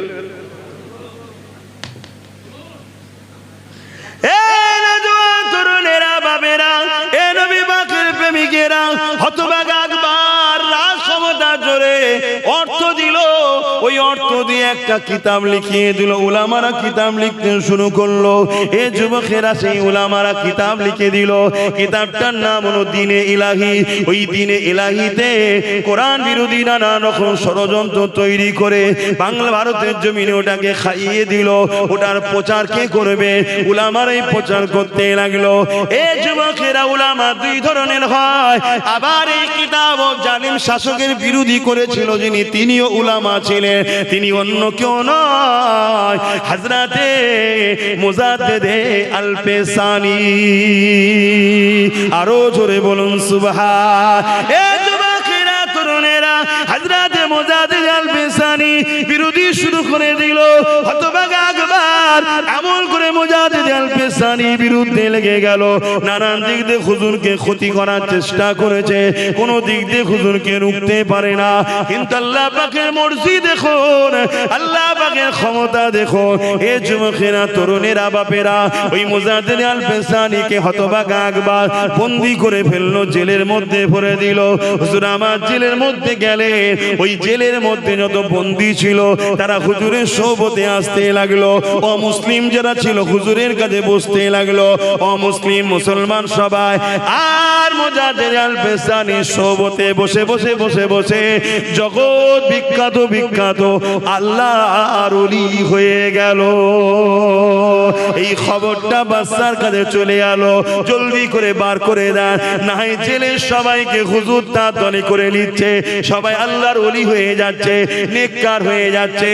এ যুবকেরা, তরুণেরা, এর থেকেও বড় বিষয় শোনো, হতভাগা আকবর মুজাদ্দিদ আল পেসানির বিরোধী লেগেছিল, কিন্তু এমন করে বাদশা আলমগীর নাম শুনেছেন, তিনি মুজাদ্দিদ আল পেসানির হাতে হাত দিয়ে বায়াত মুরিদ হয়ে গেলে। হুজুর বেরোলেন, লড়াই অনেক বড় কথা, একটা বিশাল বড় ময়দানে লড়াই হবে। হুজুরের পক্ষে সামান্য কিছু আলেম উলামা, সব খারাপ নয়, আজ দুনিয়ায় আলেম ভালো আছে না? না, আলেম ভালো আছে বলে তো দুনিয়া চলছে, তাদের সাহায্য দুয়াতেই তো আল্লাহ আজও আমাদেরকে অক্সিজেন দিচ্ছে, পানি দিচ্ছে, বাঁচিয়ে রেখেছে। ভালো মানুষ আছে না? নাই? আচ্ছা, অবশ্যই আছে। কে বলেছে? হুজুরের পক্ষে গুটি কত ভালো মানুষ, আলেম উলামা ইমাম সব রয়েছে হুজুরের পক্ষে। আর আকবরের পক্ষে বিশাল বড় বড় সব আলেম উলামা, মুফতি, পাগড়ি টাগড়ি পরে, জুব্বা টুব্বা আজকান টাজকান লাগিয়ে সব এসেছে। আকবরের কাছে মিলিটারি টিলিটারি সব রয়েছে, ওই ভয়েতে সব ওই দিকে আসে। মুজাদ্দিদ আল পেসানি হাত উঠালেন, আল্লাহ আপনি যদি সাহায্য না করেন, এই দুর্বল আমরা জামাত, আমরা অল্প গুটি কত, আমরা কি করে বাঁচবো মালিক? ওর দিকে সব পাওয়া। আল্লাহর পক্ষ থেকে সাহায্য এলো, বিশাল তুফান এলো। সেই তুফানে পুরো আকবর ও আকবর বাহিনীকে আল্লাহ মিটিয়ে জাহান্নামে পাঠিয়ে দিলেন। মুজাদ্দিদ আল পেসানিকে আল্লাহ বিজয় দিলেন। জোরে বলুন সুবহানাল্লাহ। এরকম যুগে যুগে ঘটেছে। বা ইমামে আজম হুজুরকে পর্যন্ত জুলুম করেছে সময়ের শাসক। হক কথা বললে বাপ জুলুম হবে। আপনারা কাছের মানুষ সবই জানেন, আমার বাড়িতে রাত 2টোর সময় পুলিশ গেছিল, জানেন তো নাকি? হক কথা বললে হবে বাপ, ওটা নিয়ে ঘাবড়ালে হবে না, ওটা নিয়ে চিন্তা করলে হবে না। 100 বার পাঠালেও হক কথা বলতে হবে, যদি আল্লাহকে ভয় করি। শুনছেন তো নাকি? কেন দুনিয়া কদিনের, তকদিরে যেটা লেখা আছে সেটাই হবে, এটাকে রদ করতে পারবো না। আর এটাকে কেউ জোর দেখিয়ে চেঞ্জও করতে পারবে না। কিন্তু তোমাকে হক কথা বলতে হবে, সত্য কথা বলতে হবে, অন্যায়ের বিরুদ্ধে বলতে হবে, ন্যায়ের পক্ষে বলতে হবে। তাই আমার কওমের মানুষ, আপনারা হয়তো বিভিন্ন সময়, বিভিন্ন ক্ষেত্রে, বিভিন্ন টাইমে, বিভিন্ন দিকে ছিলেন, আলাদা কথা। সব তওবা করুন, তওবা করুন, ফিরে আসুন।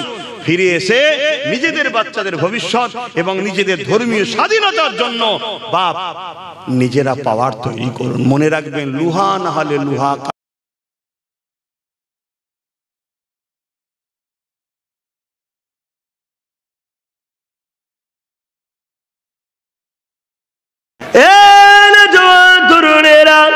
যুগে যুগে যুগে ইসলামকে মিটাতে চেয়েছে যারা, আমার আল্লাহ তাদেরকে মিটিয়ে দিয়েছে। নমরুদও মিটাতে চেয়েছিল, আমার আল্লাহ সঙ্গে যুদ্ধ করবে বলেছিল। আমার আল্লাহ পাক ইব্রাহিম নবীকে জানিয়ে দিল, বিশাল এক ময়দানে নমরুদকে বল তার বাহিনীগুলো নিয়ে আসতে। নমরুদ ছিল পৃথিবীর রাজা, ছোটখাটো রাজা নয়, লক্ষ লক্ষ বাহিনী হাজির করে দিল এবং একটা তক্তপোষ তৈরি করলো। ওর চতুর্দিকে শুকনকে বেঁধে দিল। ওই শুকুন যখন বেঁধে দেওয়া হলো, ওই শুকুনের উপরে চেপে ওই উড়ে উড়ে উড়ে উড়ে নমরুদ আসতে লেগেছে, ওই ময়দানে হাজির হয়ে গেছে। এ যুবকেরা, তরুণেরা, বাপেরা, এই সময় ইব্রাহিম নবী একা ময়দানে দাঁড়িয়ে আছে। এমন করে নমরুদ বলতে লেগেছে, এই ইব্রাহিম রে, তোমার আল্লাহ ভয় খেয়ে গেছে, কই আমার মোকাবেলায় সৈন্য পাঠাইনি কেন? ইব্রাহিম নবী বলছে, দাঁড়াও, আসবে, দাঁড়াও, আসবে, দাঁড়াও, আসবে। হঠাৎ করে একটা বিশাল গুনগুন গুনগুন করে আওয়াজ আসতে লেগেছে। নমরুদ আসমানের দিকে তাকিয়ে দেখতে লেগেছে, বিশাল একটা কালো মেঘলা টুকরো নিয়ে আসতে লেগেছে। যত কাছে আসে আওয়াজ খারাপ বাড়তে লেগেছে। পৃথিবীর রাজাকে মিটাবার জন্য আমার আল্লাহ সৈন্য পাঠিয়েছে। কাকে পাঠিয়েছে? সব থেকে ক্ষুদ্র একটা জাতি মশা। ওই মশাকে পাঠিয়ে দিয়ে, এ যুবকেরা, তরুণেরা, পৃথিবীর রাজাকে আল্লাহ মিটিয়ে দিয়ে দুনিয়াকে প্রমাণ করে দিয়েছে আমি আল্লাহ তোকে ক্ষমতা দিয়ে আবার কেড়ে নিতে পারি। আমি আল্লাহ তোকে বানিয়েছি আমার হয়ে থাক, আমার দাসত্ব কর, আমার কাছে মাথা নত কর। আমি আল্লাহ আমার দিকে দূরে সরে আস না রে। আমি আল্লাহ ছাড় দিয়েছি, ছেড়ে কিন্তু দিইনি। পৃথিবীর রাজাকে মারার জন্য আমি আল্লাহ আমার জন্য হাতি পাঠাতে বাঘ পাঠাতে লাগে না, আমি ক্ষুদ্র মশা দিয়ে পাঠিয়ে প্রমাণ করে দিলাম পৃথিবীর রাজা আমার এই মশার মতো ছোট মখলুকাতের সঙ্গেও মোকাবেলা করতে পারে না। আরো জোরে বলুন সুবহান, আরো জোরে বলুন সুবহান। নমরুদ যখন দেখলো আব্বা জান ইব্রাহিম আলাইহিস সালাম মানুষকে সঠিক পথে নিয়ে আসতে লেগেছে, এক আল্লাহ দাসত্ব করাতে লেগেছে, ইনসাফ প্রতিষ্ঠিত করতে লেগেছে, ইনসানিয়াত প্রতিষ্ঠিত করতে লেগেছে, গরিবের হকের কথা বলতে লেগেছে, ওই সময় নমরুদ আমার ইব্রাহিম নবীকে বিভিন্ন দিক দিয়ে রুকার চেষ্টা করতে লেগেছে। ইব্রাহিম নবীকে নমরুদ বলে দিল, ইব্রাহিম রে আমি তো খোদা, আবার খোদা দ্বিতীয় কে আছে? আমার ইব্রাহিম নবী বলেছিলেন এ নমরুদ শুনে রেখে দে, খোদা তো তিনি যিনি সূর্য তোলে চাঁদকে ডুবায়, চাঁদকে তোলে সূর্য ডুবায়, তিনি হলেন আল্লাহ। পূব থেকে সূর্য উঠায় আর পশ্চিমে অস্ত্র যায়।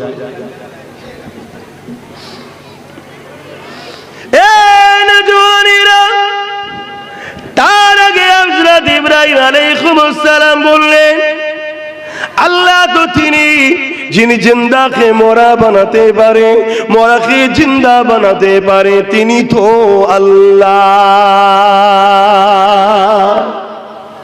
এই কথাটা শুনে নমরুদ অট্ট হাসি হেসে বলল এটা তো আমিও পারি। বললেন না নাউজুবিল্লাহ?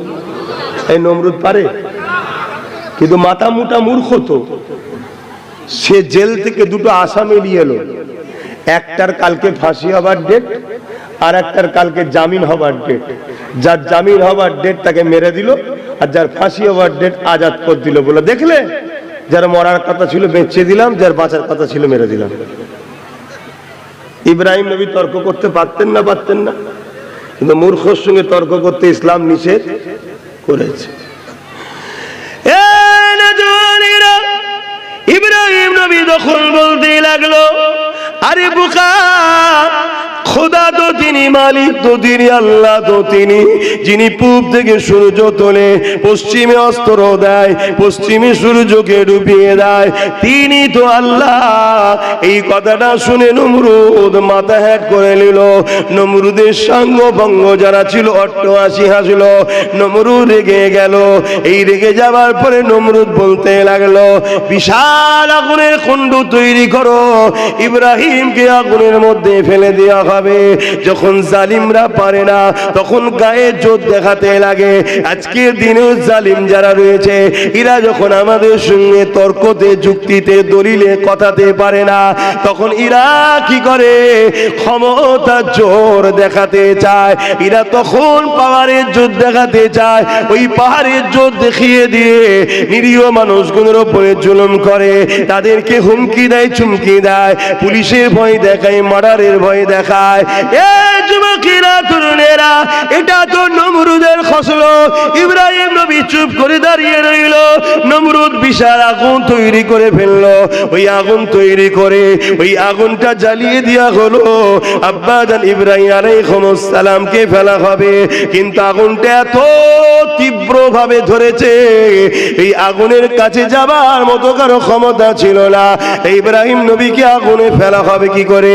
তাই কপিকল করে দূর থেকে ছুঁড়ে ফেলে দিবার জন্য তার ব্যবস্থা করা হলো। ওই সময় হযরত জিবরাইল আলাইহিস সালাম চলে এলে ওই কপিকলকে ধরে ফেলে বলতে লাগলেন ইব্রাহিম রে, আপনি কি জানেন নমরুদ আপনাকে আগুনে ফেলতে লেগেছে? ইব্রাহিম নবী বলছে হ্যাঁ জানি, তবে আপনি আমাকে এখন ডিস্টার্ব করবেন না, আপনি যান। হযরত ইব্রাহিম আলাইহিস সালামকে হযরত জিবরাইল বলেছিলেন ও হযরত হযরত ইব্রাহিম আপনি যদি বলেন আমি আমার ডানা ঝাপটা দিয়ে এদেরকে এখান থেকে নিশ্চিহ্ন করে দেব। আব্বা জান ইব্রাহিম আলাইহিস সালাম কি বলেছিলেন শোনে, বাপের বেটা দাবি করলে শুধু হয় না, আমার তোমার আব্বা কি বলেছিলে, হযরত জিবরাইল এখন কঠিন পরীক্ষা আল্লাহ নিতে লেগেছে, আমি ইব্রাহিম আল্লাহকে ভালোবাসি, এই পরীক্ষা আল্লাহ নিতে লেগেছে, এই জিবরাইল রে চলে যান চলে যান, আমি ইব্রাহিম আমার আল্লাহর ভালোবাসায় একবার নয় আবার যদি বাঁচি, আবার আবার যদি দেয়, হাজারবার যদি আল্লাহর জন্যে আগুনে পুড়ে ছাই হতে হয়, আমি ইব্রাহিম তথাপি অন্য কারো সাহায্য নেব না। আরো জোরে বলুন সুবহান।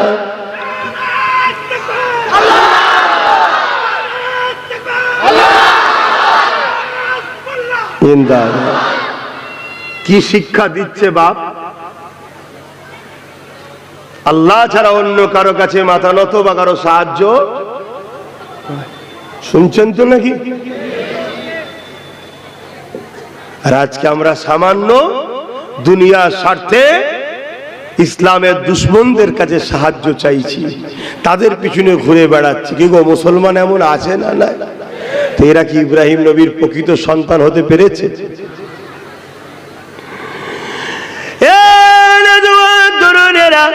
আল্লাহ খুশি হয়ে গেলেন, আল্লাহ আগুনকে বলে দিল এ আগুন আমার ইব্রাহিমের জন্য ফুলের বাগান হয়ে যা।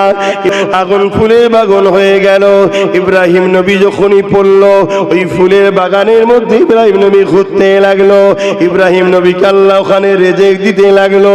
কয়েকদিন যাবার পর ওই আগুনগুলো যখন বন্ধ করে দেওয়া হয়, ওই সময় দেখা যায় ইব্রাহিম আলাইহিস সালামের একটা পশম পর্যন্ত আগুনে পুরাতে পারে না।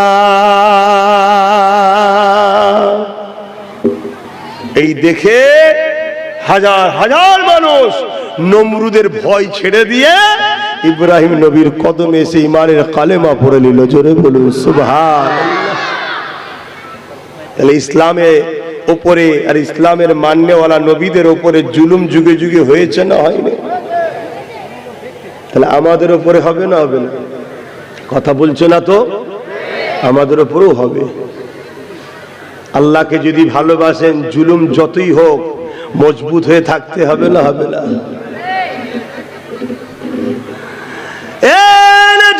তরুণেরা যুগে যুগে যুগে ইসলামকে মিটাতে চেয়েছে যারা, আমার আল্লাহ তাদেরকে মিটিয়ে দিয়েছে। নমরুদও মিটাতে চেয়েছিল, আমার আল্লাহ সঙ্গে যুদ্ধ করবে বলেছিল, আমার আল্লাহ পাক ইব্রাহিম নবীকে জানিয়ে দিল বিশাল এক ময়দানে নমরুদকে বল তার বাহিনীগুলো নিয়ে আসতে। নমরুদ ছিল পৃথিবীর রাজা, ছোটখাটো রাজা নয়, লক্ষ লক্ষ বাহিনী হাজির করে দিল এবং একটা তক্তপোষ তৈরি করলো, ওর চতুর্দিকে শুকনকে বেঁধে দিল। ওই শুকুন যখন বেঁধে দেওয়া হলো, ওই শুকুনের উপরে চেপে ওই উড়ে উড়ে উড়ে উড়ে নমরুদ আসতে লেগেছে, ওই ময়দানে হাজির হয়ে গেছে। এ যুবকেরা, তরুণেরা, বাপেরা, এই সময় ইব্রাহিম নবী একা ময়দানে দাঁড়িয়ে আছে। এমন করে নমরুদ বলতে লেগেছে, এই ইব্রাহিম রে, তোমার আল্লাহ ভয় খেয়ে গেছে, কই আমার মোকাবেলায় সৈন্য পাঠাইনি কেন? ইব্রাহিম নবী বলছে দাঁড়াও আসবে, দাঁড়াও আসবে, দাঁড়াও আসবে। হঠাৎ করে একটা বিশাল গুনগুন গুনগুন করে আওয়াজ আসতে লেগেছে। নমরুদ আসমানের দিকে তাকিয়ে দেখতে লেগেছে, বিশাল একটা কালো মেঘলা টুকরো নিয়ে আসতে লেগেছে। যত কাছে আসে আওয়াজখানা বাড়তে লেগেছে। পৃথিবীর রাজাকে মিটাবার জন্য আমার আল্লাহ সৈন্য পাঠিয়েছে। কাকে পাঠিয়েছে? সব থেকে ক্ষুদ্র একটা জাতি মশা, ওই মশাকে পাঠিয়ে দিয়ে এই যুবকেরা, তরুণেরা, পৃথিবীর রাজাকে আল্লাহ মিটিয়ে দিয়ে দুনিয়াকে প্রমাণ করে দিয়েছে আমি আল্লাহ তোকে ক্ষমতা দিয়ে আবার কেড়ে নিতে পারি। আমি আল্লাহ তোকে বানিয়েছি আমার হয়ে থাক, আমার দাসত্ব কর, আমার কাছে মাথা নত কর। আমি আল্লাহ আমার দিকে দূরে সরে আস না রে। আমি আল্লাহ ছাড় দিয়েছি, ছেড়ে কিন্তু দিইনি। পৃথিবীর রাজাকে মারার জন্য আমি আল্লাহ আমার জন্য হাতি পাঠাতে, বাঘ পাঠাতে লাগে না। আমি আমি ক্ষুদ্র মশা দিয়ে পাঠিয়ে প্রমাণ করে দিলাম পৃথিবীর রাজা আমার এই মশার মতো ছোট মখলুকাতের সঙ্গেও মোকাবেলা করতে পারে না। আরো জোরে বলুন সুবহান, আরো জোরে বলুন সুবহান। শুনছেন তো বাপজান গুলো, যুবক গুলো শুনছেন তো? আল্লাহকে ধরো। আবার নতুন করে সব ফেরাউন নমরুদ তৈরি হয়েছে, ইসলামকে মিটাবে, আমাদের ঘরে মিটাবে বলছে, বিভিন্ন জায়গায় ধরে ধরে মেরে দিচ্ছে মুসলমানগুলোকে, দেখছেন না? হ্যাঁ, এই জায়গায় আল্লাহর সাহায্য যদি হয় কেউ মিটাতে পারবে? তাহলে আল্লাহকে ধরলে সাহায্য করবে, না ধরলে সাহায্য করে? হ্যাঁ, আমি কি বুঝাচ্ছি বুঝছেন তো সবাই? নমরুদ চাইবে তুমি গানে যাও, ফেরাউন চাইবে তুমি জুয়ায় যাও, নমরুদ চাইবে তুমি সিনেমায় যাও, ফেরাউন চাইবে তুমি মা বাপের উপরে জুলুম করো, ফেরাউন নমরুদরা চাইবে তুমি সুদ খাবে, ঘুষ খাবে, বেঈমান অত্যাচারী শাসকের পা চেটে বেড়াবে, তাদের গোলামি করে বেড়াবে, মসজিদে যেতে তারা দেবে না, মাদ্রাসায় যেতে দেবে না, কোরআনের মাহফিলে যেতে দেবে না। তারা চাইবে তোমাদের ঘরে জিনাই যা, মদে যা, জুয়াই যা, মেলাই যা, খেলাই যা, গানে যা, কেন এগুলোই গেলে আল্লাহ নারাজ হবে। আর আল্লাহ যদি নারাজ তোমাদের উপরে হয়ে যায়, এরা যখন তোমাদেরকে মারবে সাহায্য আর পাবে না তোমরা। শুনছো তো নাকি? তাই বলি আমার যুবক, তোমাকে আল্লাহ দুটো পা দিয়েছে, গানে যাত্রা ফাংশন বেঈমান নেতার পিছনে মিছিলে ঘোরার জন্য নয়, তোমাকে আল্লাহ দুটো পা দিয়েছে আল্লাহর ঘরে যাওয়ার জন্য, কোরআনের মাহফিলে যাওয়ার জন্য, আলেম ওলামাদের সঙ্গে ঘোরার জন্য। আল্লাহ তোমাকে দুটো হাত দিয়েছে কোন গরিবের ঘর ভাঙার জন্য নয়, কোন গরিবের নামে মিথ্যা কেস করার জন্য নয়, কোন গরিবের উপরে জুলুম করার জন্য নয়, কোন গরিবের পক্ষে, যে গরিবের বিরুদ্ধে যেসব অত্যাচারী লিডার নেতা আছে তাদের ঝান্ডা ধরে জয়গান গাওয়ার জন্য আল্লাহ তোমাকে দুটো হাত দেয়নি। হাত দিয়েছে মা বাপের সেবা করবে, মসজিদের সেবা করবে, মাদ্রাসার সেবা করবে, আলেম ওলামার সঙ্গে মুসাফা করবে। এই হাত দিয়ে ইসলামের ঝান্ডাকে উঁচু করে তুলবে, ইসলামের দুশ্মনদের মোকাবেলা করবে। জোরে বলুন সুবহানাল্লাহ, আরো চিৎকার দিয়ে বলুন সুবহানাল্লাহ।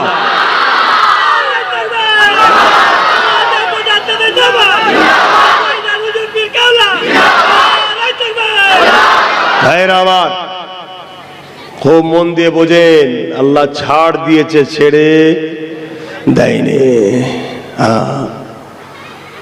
পাপ যখন মাথায় উঠে যাবে না, তখন আল্লাহর পক্ষ থেকে আযাব আসবে। শুনছেন তো নাকি? কিন্তু আল্লাহ পাক এই ইসলামকে তিনি হেফাজত করেছেন, আজও করছেন, আগামীতেও করবেন। ইসলাম ততদিন পর্যন্ত থাকবে যতদিন আল্লাহ কিয়ামত না ঘোষণা করবে। জোরে বলুন সুবহানাল্লাহ। তারপরে ইসলামকে আল্লাহ তুলে নেবে, তার মানে ইসলামের অনুসারীকে আল্লাহ উঠিয়ে নেবে।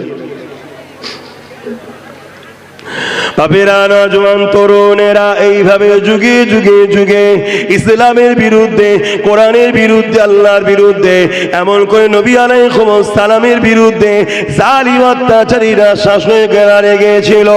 এ যুবকেরা, তরুণেরা, বাপেরা, আমার নবী পাক যখন ন্যায়ের কথা বলল, আমার নবী পাক যখন ইসলামের কথা বলল, আমার নবী পাক যখন কোরআনের কথা বলল, আমার নবী পাক যখন আল্লাহ সৃষ্টিকে বাঁচাবার কথা বলল, আল্লাহ নবী যখন গরিবের হকের কথা বলল, নারীদের উপরে জুলুম বন্ধ করার কথা বলল, এক কথাই পৃথিবীর জমিনে ইসলামের কথা নবী যখন বলল, ওই সময় তৎকালীন মক্কা জমিনে যে শাসক ছিল আবু জেহেল, উতবা, সাইবা, আবু লাহাব, এরা আমার নবী পাকের বিরুদ্ধে লেগে গেল। আল্লাহ নবী যখন সেজদায় পড়ত, নবী পাকের পিঠে পচা দুম্বার ভুঁড়ি দিয়ে আল্লাহ নবীকে কষ্ট দিত, নবী পাকের জন্য কুয়া করে নবী পাককে ফেলে মাটি চাপা দিবার পরিকল্পনাও করেছে। আল্লাহ নবীর রাস্তাতে কাটা বিছিয়ে দিত, আল্লাহ নবীর মাহফিলে কেউ গেলে তাদেরকে মৃত্যুদণ্ডের হুমকি দিত।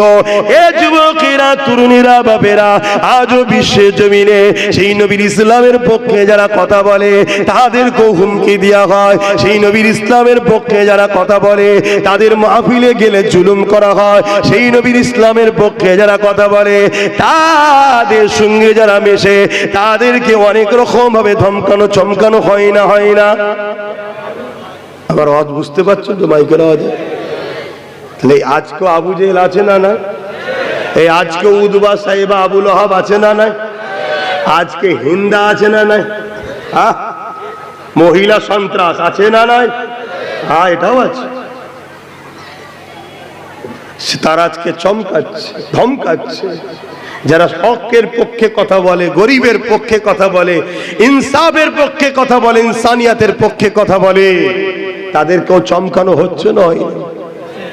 হাজার দিক দিয়ে রুকার চেষ্টা হচ্ছে, হাজার দিক দিয়ে যে কোনো ভাবে তাদেরকে ইসলাম থেকে রুকার চেষ্টা করছে। জওয়ান তরুণেরা, কেন আমি কথা বলছি? আহারে, আমার নবী পাকের দ্বীন ইসলামটা বড় কষ্ট করে এসেছে ওই ইসলামকে মিটিয়ে দিবার জন্য যুগে যুগে এ না জওয়ানেরা, ইসলামের দুশ্মনেরা সোজা জড়চড়া চালাতে লেগেছে। আল্লাহ নবী, নূহ নবী, দয়া নবী, ইনসাফ ইনসানিয়াত নাই, মানবতা, গরিবের কথা বলেছিল। এই জন্য আবু জেহেল, উতবা, সাইবা আমার নবী পাকের জানের দুশ্মন হয়ে গেল। একটা দিন এমন এসে গেল, আমার নবী পাককে 40 জন মিলে ঘিরে ফেলেছে। আমার নবী পাক ঘরের মধ্যে রয়েছে। এই যুবকেরা, তরুণেরা, আল্লাহ নবী হযরত আলীকে ডাক দিল, ও হযরত আলী, এদিকে আসেন, এদিকে আসেন। আল্লাহ পাকের হুকুম হয়ে গেছে, আমি আজকে রাত্রে হিজরত করে ইয়াসরিব মদিনাতে চলে যাব। এই মালগুলো তুমি অমুকের মাল, অমুকের মাল, অমুকের মাল দিয়ে আসবে। আর সকালে উঠে আমি রাসূলুল্লাহ আমার ইয়াসরিব মদিনার জমিনে চলে আসবে। এ যুবকেরা, তরুণীরা, বাপেরা, আল্লাহ নবী সাহাবাদেরকে কেমন মানা মেনেছিল, আল্লাহ নবী সাহাবাদিওকে কেমন বিশ্বাস করেছিল। আজ আমরা মুসলমান দাবি করি, নবীর উম্মত দাবি করি, আমরা নবী পাককে কেমন ভাবে মানছি। দেখো আল্লাহ নবী কি বলল, আলী রে, আমার হুজরার মধ্যে তুমি শোবে, আমার চাদরটাকে তুমি গায়ে দিয়ে শোবে, এবং আমি রাসূলুল্লাহ সকালে তুমি যখন উঠবে, এই মালটা অমুক জন দিয়েছে, এই মালটা আমার কাছে অমুক জন রেখেছে। অর্থাৎ মক্কা যারা জালিম ছিল, আমার নবীর কাছেই তারা তাদের মালপত্র জিম্মেদার আমানতে রাখতো। তখন তো ব্যাংক ছিল না, কার কাছে রাখবে?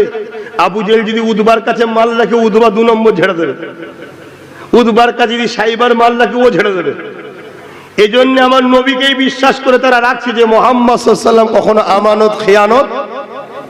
আর সেই নবীর উম্মত, নবী আমাদেরকে ইসলাম আমানত দিয়েছে, সেই ইসলামের আমানতের খেয়ানত করছি তো আমরা। ইসলামের বিষয়ে আমাদের কোনো চিন্তা ফিকির আছে? আজকে পুরো দুনিয়ায় দেখুন কম্পিটিশন চলছে। হ্যাঁ, আজকে আমাদের খবর কি? আমাদের খবর, সকালে ওঠো, কোন রকম ভাবে মুখটা ধুয়ে কিছু পেলে একটু পেটের জন্য, সে হালাল কি হারাম দেখা দেখি নয়। কারো যদি পা টিপতে হয় তাও ঠিক আছে, কারো জুতো ছাড়তে হয় তাও ঠিক আছে, আমার 200-300 টাকা দরকার। এই খারাপ লাগছে ওর কথা? এটাই জিন্দেগি আমাদের। আমার নবীর দিনের জন্য আমরা ঐক্য হব না? আমার নবীর দিনের জন্য আমরা একত হব না? আমার নবীর দিনকে যারা মিটাতে চাইছে, গুস্তাখে রাসূলদের বিরুদ্ধে কি কথা বলবো না? ভাবুন বাপ, কেউ বলছে বলতে গেলে তো জেল দেবে, বলতে গেলে তো মারবে, বলতে গেলে তো জুলুম করবে, বলতে গেলে তো কাজ বন্ধ হয়ে যাবে। আর এটাই তো তোমাকে আল্লাহর পরীক্ষা। তুমি নিজের পেটের কথা ভাবো না, আল্লাহ রাসূলকে বেশি ভালোবাসো, এটাই তো পরীক্ষা। আল্লাহ রাসূলের কাছে মাল রেখেছে তারা। নবী পাক হযরতে মাওলা আলীকে বলছে, এই মালগুলো অমুক অমুকে দিয়ে দিবি, দিয়ে আপনি আমার ইয়াসরিব মদিনা শরীফে আসবেন, আর আমার বিছানায় শোন, যে বিছানাটায় রাসূলুল্লাহ শোয়।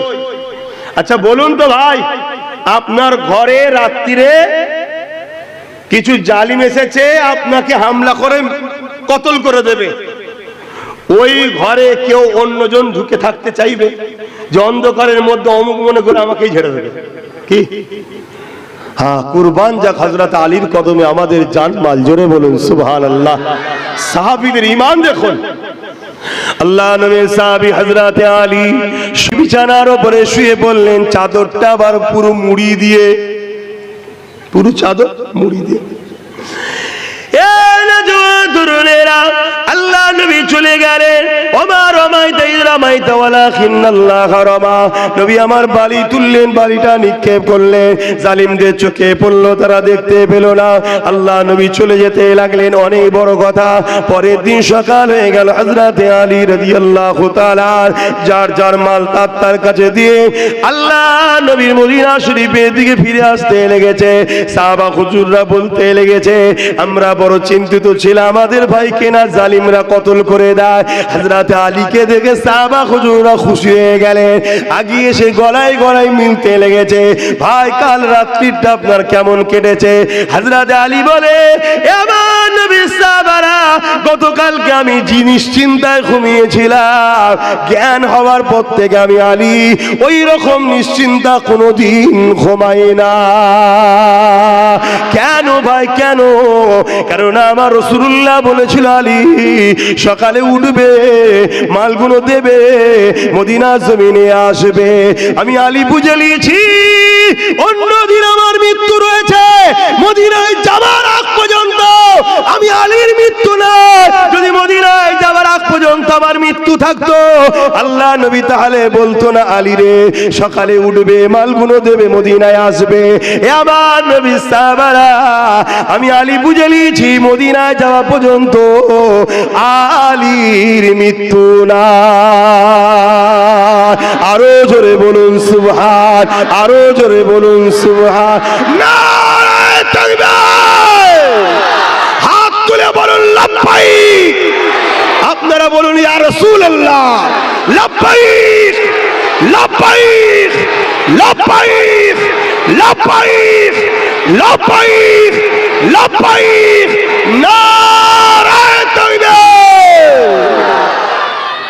সেই নবী বলছে, তোমরা আল্লাহ ও রাসূলের হয়ে যাও, পৃথিবীর কোন শক্তি নেই তোমাদেরকে মিটাতে পারে।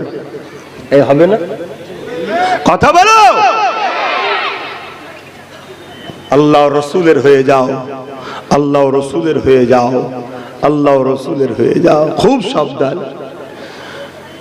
দুনিয়া আমাদেরকে গান দিয়ে, যাত্রা দিয়ে, জুয়া দিয়ে, সিনেমা দিয়ে একদল উম্মতকে কেটিয়ে দিয়েছে। কি একদল ছেলেকে গানের জুয়াতে ঢুকিয়েছে না ঢুকাই না? কিন্তু এর পরও গুটি কতক এমন মুসলমান আছে তারা গান জুয়া যাত্রায় যায় না, আছে না? না কথা বলে। ওই অল্প গুটি কতককে দেখে জালিমরা এখনো ভয় করছে। শুনছেন? ওই গুটি কতককে দেখে এখনো জালিমরা কি করছে বলুন? ভয় করছে। কিসের ভয় রে? বলছে না, কাউকে তো গানে নিয়ে যে, জুয়ায় নিয়ে যে, সিনেমায় নিয়ে যে, খেলায় নিয়ে যে, মেলায় নিয়ে যে, হারাম খাইয়ে খাইয়ে খাইয়ে তার দিলে আল্লাহ রসুলের থেকে তো দুনিয়ার প্রেম বেশি করে দিলাম। কিন্তু এখনো তো গুটি কতক আছে যারা আল্লাহ রসুলের জন্য জানতো জান, বলতো মাল। জোরে বলুন সুবহানাল্লাহ। কি আছি না নাই? হাত তুলে বলুন, আছি না নাই? আছি না নাই? এই যে আদব প্রেম নবীর উপরে, এটাকেই তো বলা হয় ঈমান। তো এই গুণকে শেষ করব কি করে? এরা তো গানে ডাকলে যাই না, জুয়াই ডাকলে যাই না, ফাংশনে ডাকলে যাই না, যাত্রায় ডাকলে যাই না, ফ্রিতে ভিক্ষা দিলে লাই না। আছে না? না। তো এই গুণকে শেষ করা যাবে কি করে? তাই ইসলামের দুশ্মন, ওই অত্যাচারী জালিমরা, তারা একটা নতুন প্ল্যান করেছে। প্ল্যানটার নাম হলো মুনাফিক প্রকল্প। কি প্ল্যানটার নাম? হ্যাঁ, মুনাফিক প্রকল্প। খুব ভালো করে মনে রাখবেন। এই মুনাফিক প্রকল্পরা কি করছে? এর মধ্যে সব উলামাদের ঘরে ঢুকিয়েছে। এর মধ্যে কাকি আছে? উলামারা আছে। তাদের কাজ কি? তারা মানুষের কাছে যাবে, নামাজ, রোজা, দাড়ি, টুপি, জুব্বা সব বিষয় নিয়ে ঘন্টা ঘন্টা আলোচনা করবে। নামাজের বেলায়, রোজার বেলায়, দাড়ির বেলায়, টুপির বেলায় সব নিয়ে বলতে চাইবে, কিন্তু আমার রাসূলুল্লাহ শান, মর্যাদা, আজমত, প্রেম, ভালোবাসা, আমার নবীকে ঈমান, এটা কিন্তু বুঝাতে চাইবে না। শুনছেন তো নাকি? উপরন্ত তারা নবীর কথা যখন বলবে, কি বলবে? মুহাম্মদ রাসূল মানুষ ছিলেন, আমরাও মানুষ, নবীও আমাদের মতো মানুষ ছিলেন। এই কথা বলছেন না কেন? কি বলবেন এখানে? কি বলতে হবে এখানে? তাহলে বললেন না কেন? জোরে বলুন নাউজুবিল্লাহ। একটা মাসলা শোনেন। আপনি কোন জায়গায় রয়েছেন, কারো ওয়াজ শুনছেন, কোন জায়গায় বসে আছেন, একজন কেউ আমার নবীর বিরুদ্ধে কিছু বলল, আপনি চুপ করে রইলেন, আপনার ঈমান চলে যাবে। এই শুনছেন? আপনার উচিত কি? প্রতিবাদ করতে হবে। ক্ষমতা থাকলে হাত দিয়ে, হাতে ক্ষমতা নেই মুখ দিয়ে, মুখেও যদি ক্ষমতা না থাকে তাকে ঘৃণা করে ধিক্কার জানিয়ে সরে যাওয়া। এই কথা বুঝছেন না? বোঝেন না? আর যদি চুপ করে থাকে, ঈমান থাকবে? আর ঈমান যদি চলে যায়, এই বদরে জিতেছিল কিসের জোরে? ওহুদে জিতেছিল কিসের জোরে? খাইবারে জিতেছিল কিসের জোরে? আমার মঈনুদ্দিন আজমিরি একা কামিয়াবি হয়েছে কিসের জোরে? আরে মসজিদে আকসাকে সালাউদ্দিন আইবি উদ্ধার করেছিল কিসের জোরে? বুঝছো আমার কম? দাড়ি নেই, প্যান্ট শার্ট, নামাজও কখনো অইচ্ছাকৃত কাজা, বেঈমান নয়, গুনাহগার। শুনছেন?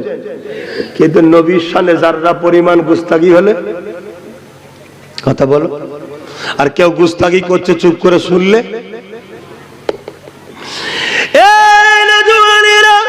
এই মাসে আমার নবী বা মেরাজে গিয়েছিলেন, এই মাসে আল্লাহ তিনার বন্ধুকে দাওয়াত দিয়েছিলেন।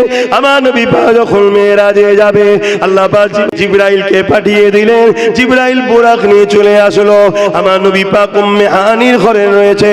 আল্লাহ নবীর কাছে জিবরাইল চলে এলেন, বুরাক রয়েছে, আরো ফেরেশতারা রয়েছে। আমার নবী পাককে ইস্তেকবাল দিয়ে নিয়ে যাবে। এ যুবকের হযরতে জিবরাইল এসে এমন সময় দেখতে লেগেছে আল্লাহ নবী ঘুমিয়ে রয়েছে। হযরতে জিবরাইল বলতে লাগলে, ও রাব্বি আল্লাহ, আপনার হাবিব ঘুমাতে লেগেছে। আমি জিবরাইল আপনার হাবিবকে কিভাবে তুলবো আল্লাহ? এ যুবকেরা, তরুণেরা ভেবে চিন্তে দেখো একবার। জিবরাইল বলছে, আল্লাহ আপনার হাবিবকে কিভাবে তুলবো? কেউ ঘুমলে তাকে তো ডেকে তুলতে হয়, কেউ ঘুমলে তার গায়ে হালকা লাড়া দিয়ে তুলতে হয়, কিন্তু জিবরাইল কি বলতে লেগেছে? আল্লাহ পাক আপনার হাবিবকে কেমন করে তুলবো? কেন জিবরাইল জানে এটা অন্য কেউ ঘুমায় না, এটা আল্লাহর বন্ধু ঘুমাচ্ছে। ইনার টাকারও একটা আদব আছে, ওই আদবের বিখিলাফ যদি হয়ে যায় আমি জিবরাইল ধ্বংস হয়ে যাব। জিবরাইল যদি নবীর ডাকার বিষয়টাও চিন্তা করে, এ যুবক, তোমাকে আমাকে রাসূলুল্লাহর ব্যাপারে কথা বলতে গেলে ভেবে বুঝে বলা দরকার আছে না নাই? আজ কিছু জাহান্নামের কুকুর আছে, বক্তা আছে, যে জালিমদের অর্থ নিয়ে শাসকের দালালি করে বেড়ায়, যারা আমার নবীকে ভিখারির বাচ্চা বলে, রাখাল বলে, আমাদের মতো মানুষ বলে, মরে গেছে বলে, শাফাত করতে পারবে না বলে। মনে রাখবেন, এগুলো হলো জাহান্নামের কুত্তা। এরা দ্বীন ইসলাম শিখে নবীর ওয়ারিস দাবি করে, নবীর বিরোধী করে, দুনিয়ার জালিম শাসকদের টাকায় আমাদেরকে বেঈমান বানাবার জন্য এরা কন্ট্যাক্ট নিয়েছে। এদের থেকে নিজেকে দূরে রাখো, নাই মনে রাখবে ঈমান যদি চলে যায়, যত কোটি সংখ্যা হও না কেন, আল্লাহ সাহায্য পাবে না, তুমি আমি তাহলে বরবাদ হয়ে যাব। আর নবীর প্রেম, আদব, ঈমান যদি থাকে, এ যুবকেরা মনে রাখবে, এ নওজওয়ানেরা, এক মঈনুদ্দিন আজমিরিকে যেমন আল্লাহ সাহায্য করেছে, আমরা সেই আজমিরি হুজুরের কোটি কোটি ভালোবাসার বান্দা ও মুরিদনি রয়েছি, কোটি কোটি ভালোবাসার অনুসারী রয়েছি। অবশ্যই আমার আল্লাহ তিনি শাইউন কাদির, তিনি আজও আমাদেরকে সাহায্য করছে। আরো জোরে বলুন সুবহান আল্লাহ।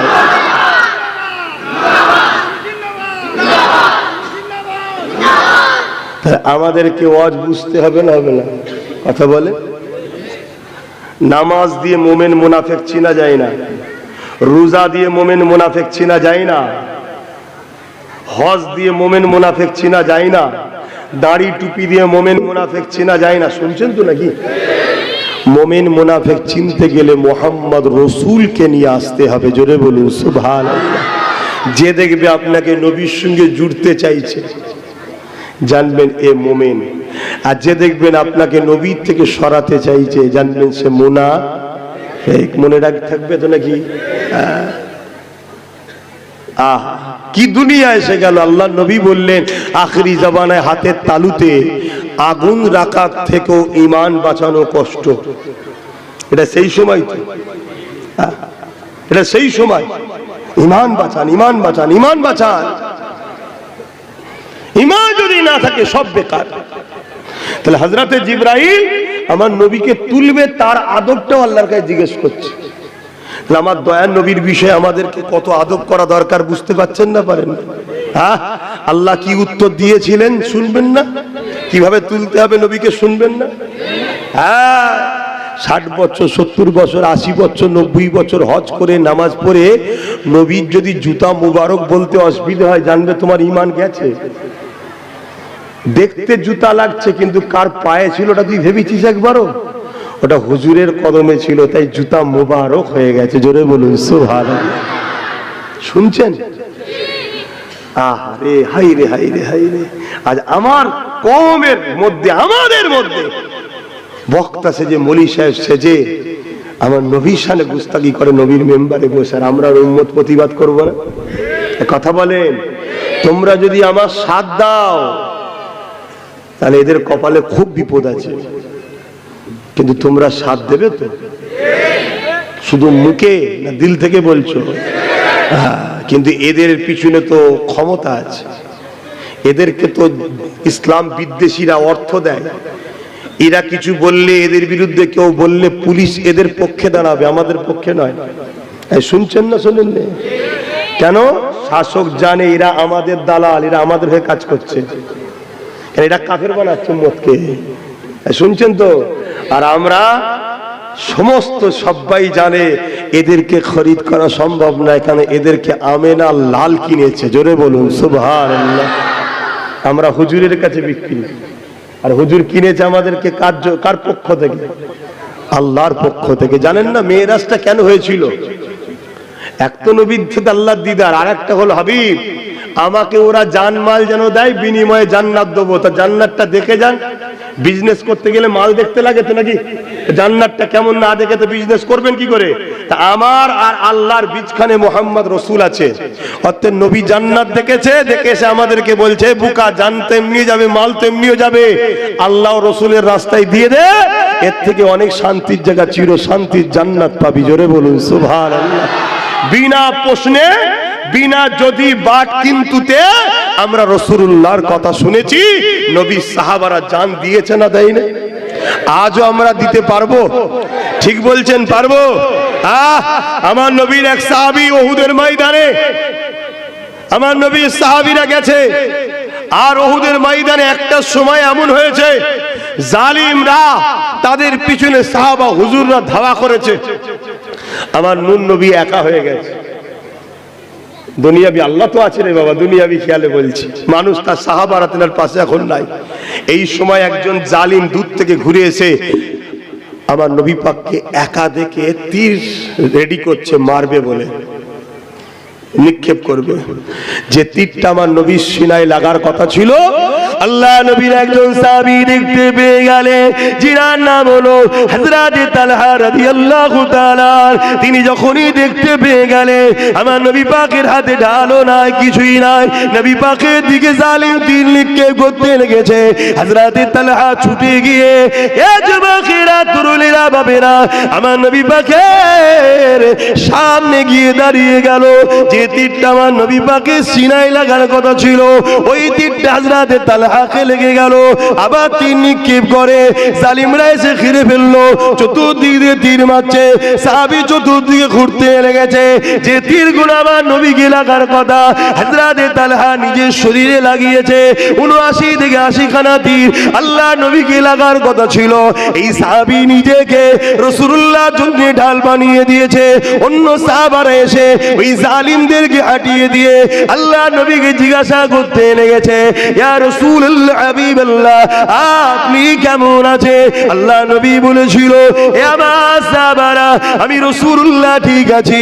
আমার প্রেমিক তালহাকে দেখো গো, যে তীরগুলো আমায় লাগার কথা ছিল সে নিজের সিনাতে লাগিয়ে দিয়েছে। আল্লাহ নবী সাহাবারা গিয়ে বলতে লাগলো, ও হযরত তালহা, আপনি কেমন আছেন? হযরত তালহা বলতে লেগেছে, একটা দুঃখের খবর, একটা খুশির খবর। দুঃখের খবর কি? আল্লাহ আমাকে একটা জান দিয়েছে, ওই জানটা নবীর জন্য দিয়ে দিলা। আল্লাহ যদি ১০০টা জান দিত, আমি ১০০টা জান আমি নবীর জন্য দিয়ে দিতাম। এ আমার নবীর সাহাবারা, আর খুশি সংবাদ হলো এটা, রাসূলুল্লাহর জন্য জান কুরবান করাতে আমার জান এখনো বেরোয়নি। আল্লাহ আমাকে আমার জান্নাতটা দেখাচ্ছে। আরো জোরে বলুন সুবহান। এ যুবক, মরবে না সারা জীবন থাকবে গো? তবে কে মরবে কেউ জানো? তো সেই যখন মরতে হবে আল্লাহ রসুলের জন্য মরো না, সেই তো মরতে হবে। নামাজ না পড়লে বেঁচে থাকা যায়? আর নামাজ পড়লে কি মরে যায়? সেই যখন মরণ হবে, পড়লেও হবে, না পড়লেও হবে, তা নামাজ পড়েই মরো। জালিম অত্যাচারীদের পক্ষে থাকলে কি বেঁচে থাকা যায়? আর তাদের বিরোধী করলে কি মরে যায়? মরণ ওখানেও আছে, এখানেও আছে, ঠিক না বেঠিক? তাহলে সেই আল্লাহর পক্ষে থেকে মরো, জালিমের পক্ষে যেও না। শুনছেন তো নাকি? সাহাবা হুজুররা নবীর জন্য কি করেছে, কিন্তু ঈমান বলে। আমাদের ঈমান কই?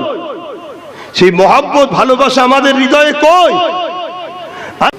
তারা বুঝে নিয়েছে থাকতে পারে লাখ লাখ কোটি কোটি মুসলমান, এরা সেই মুসলমান নয় যে মুসলমান খালিদ বিন ওলীদ ছিল, যে মুসলমান ফারুক আজম ছিলেন, যে মুসলমান সালাউদ্দিন আইবি ছিল, যে মুসলমান তাদের ঈমানের মোকাবিলায় পৃথিবীর কোন শক্তি দাঁড়াতে পারত না। তারা বুঝে নিয়েছে এদের কাছে আল্লাহ রসুলের থেকে গান আগে, যাত্রা আগে, ফাংশন আগে, থিয়েটার আগে। এরা 500 টাকায় বিক্রি হওয়া মুসলমান, এরা নারীর পিছনে ছুটা মুসলমান, এরা মসজিদ থেকে পালিয়ে সিনেমা হলে যাওয়া মুসলমান। তাই তো তারা আজকে আমার মসজিদকে ভাঙার জন্য, আমার মাদ্রাসাকে মিটাবার জন্য, আমার কবরস্থানকে উজাড় করে দিবার জন্য আজ তারা ষড়যন্ত্রের বীজ রোপণ করতে চাইছে।